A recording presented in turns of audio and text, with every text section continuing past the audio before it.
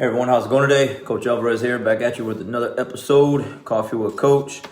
Bringing those mental vitamins to you this morning. Hope you're up doing well, got the mind in the right place, but if not, let's put it in the right place. So, again, going through the routine, switch the routine up a little bit today. Normally I go running a little bit later, and then this morning I ran first thing this morning. So, seeing how that works out just seems like kind of relates to what I'm getting ready to talk about.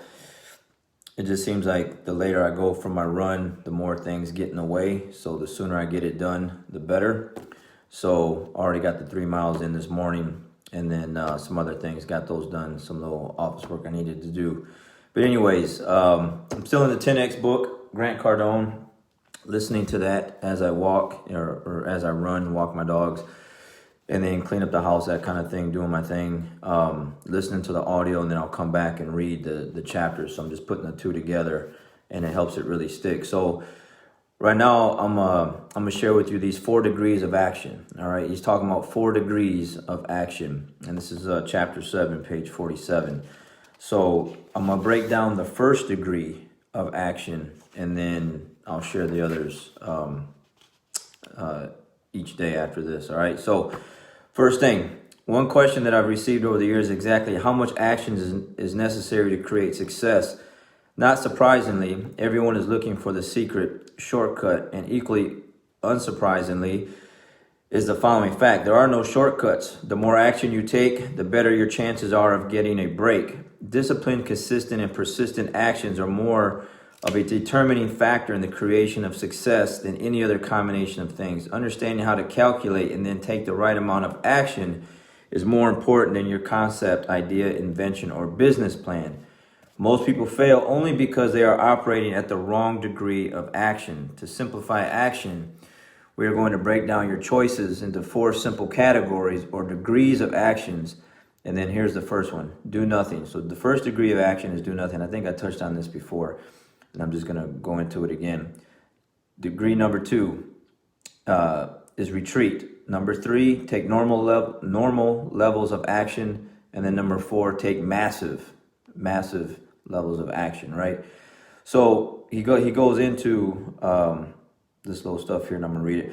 Unfortunately, most people on the planet spend their time in the first through the 3rd degree, so 1, 2, and 3. Doing nothing, retreating, and completely, or just operating at normal levels of activity. The first two degrees, do nothing and retreat, are the basis for failure, and the 3rd degree, normal levels, will only create a normal existence at best. Only the most successful people hit on the very high levels of action that are referred to as so massive. So let's take a look at each of the 4 degrees to see what they mean and why you might choose each in a range of situations and areas of your life. All right, so I'm going to go into the first degree, which is do nothing. All right, doing nothing. Doing nothing is exactly what it sounds like. No longer taking actions to move yourself forward in order to learn, achieve, or control some area. People who do nothing in their career, relationships, or whatever they want have probably given up on their dreams, are now willing to accept pretty much whatever comes their way. Okay, despite how it may sound, do not assume that do nothing requires no energy, effort, and work. Regardless of which degree of action you operate in, they all require work in their own ways. Signs that you are doing nothing include exhibiting boredom, lethargy, complacency, and lack of purpose. People in this group will find themselves spending their time and energy justifying their situations requires as much work as the other actions. All right, I'm gonna read that again because this is what I'm used to. Okay, as a jiu-jitsu coach, as someone that talks to so many people, I hear why you don't come to class, why you're not getting your workout in, why you're not eating right, why you're not achieving the things that you're supposed to achieve. This is it. People in this group will find themselves spending their time and energy justifying their situations, which requires as much work as the other actions. When the alarm goes off in the morning, the do-nothing group will not respond at all. Although it may appear that they're not taking action, it actually takes a lot of energy not to get up in the morning. It takes work to lose a job because of lack of production. It is work to be overlooked for a promotion and have to wait another year to be considered. and then go home and explain it to your spouse. It takes tremendous effort to exist on this planet as an underappreciated and underpaid employee, and even more energy to make sense of it. Man, it takes so much energy to make sense of that. Again, an excuse. The person not taking action has to make excuses for his or her condition. This requires tremendous creativity and effort. And man, I love that, because it's just true. Like when you talk to someone that comes up with an excuse, they have to conjure up this thing to not only make themselves feel better or why they're not doing what they're doing, but make it sound good to you so that you can believe in what they're saying, which you're not going to believe it because you know it's just an excuse, right? So salespeople who do nothing and then lose their sale more often than win the sale have to explain to themselves, their spouses, and their bosses why they are not hitting their quotas. It's also interesting to note that those who do nothing in one area of their lives will find something that they love to do and spend time doing those things, something for which they'll often take massive action. It could be online poker, gaming, biking, watching movies, reading books. I'm going to stop that right there because I know a lot of people that make excuses, but they spend a lot of time playing video games and watching movies. So true, right? But they don't have time to get healthier, to come to jiu-jitsu class, to do things that they're supposed to be doing because there's so much time online, social media, playing video games, that stuff. All right, whatever it may be, I assure you that some area of your life receives their full energy and attention. Those who do nothing will insist to their friends and family that they're happy and content and that all is right with them, which only serves to confuse everyone because it is evident that they are not living up to their full potential. Okay, and then that's the first degree, and the next chapter is the second degree. So last night during class, it was at the end of class actually. There was only a few minutes left of class, and I went live in my mat area to my private team page because when I make a post in the team page and I'll click on like who's seen it, you know, not who liked it, but who's seen it, I'll see all these faces that come up that haven't been to class. Okay, so they're seeing the post and they're in the team page and they see, because how can you not see me, right? Like I'm on the business page, I'm on the personal page, and I'm in the group page, private group page, YouTube, Instagram. Like how can you not see the post? Like you would have to totally delete your social media in order to not see your coach like talking to you, right?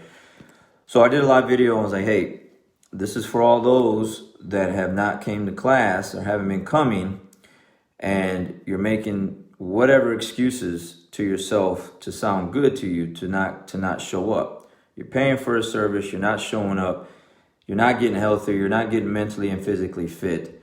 Like, what are you doing? I understand, completely understand that life is busy, life is hectic. There's a lot of things that get thrown your way that are supposed to deter you from doing the things that you're supposed to do. The thing is, it's there for a reason. Life is coming at you with all this stuff to push you away from the things that you know that you're supposed to be doing. It's a test. And once you understand that, which I have a better understanding of it now, it's not like I pass the test all the time, but I'm better at passing the test, like knowing I'm supposed to get things done and this thing is in my way to stop me and I can't let it do that. Okay, kind of like today, like I said, I ran earlier this morning. I ran at 7 versus normally running before I go up to the school. And it just seems like it just gets harder and harder to run because someone calls or I got something to do, and it just makes things harder. So I ran earlier today. It's already out the way. Okay, so then I do what I got to do this, and then I go train.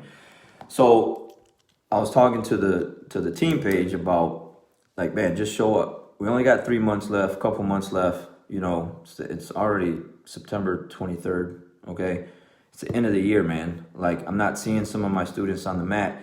And as a coach, it's not just like, oh yeah, if you don't show up, you just don't show up. No, I need you to show up. I need you to show up because I need you to win. And the more you win, again, I talk about all the time, then we all win. But if you're at home because of you're stressed out, you're dealing with this, you're dealing with that, whatever the case may be, and you're not taking care of yourself, you're not putting on not your